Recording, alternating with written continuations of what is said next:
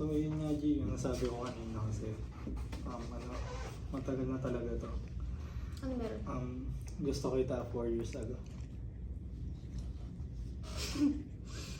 Oo na, joke time na. Hindi ako nagbibiro ngayon. Since nakilala mo kasi ako na pala biro. Pero this time seryoso talaga ako. Di nga, Oo, tama na. Naniniwala na ako. na gusto kita. Pero ano ba? Totoo ba? Oo. Totoo? Oo. Hindi na to biro ah. Mm. Bakit? Ako? Magugustuhan mo? Ano Hindi ba? ba pwede? Hindi. Wait lang, nabigla kasi ako. Ano bang nagustuhan? Nabigla, 4 years na tayo magkasama. Hindi ko talaga kasi napansin eh. Ano ba nagustuhan mo sa akin?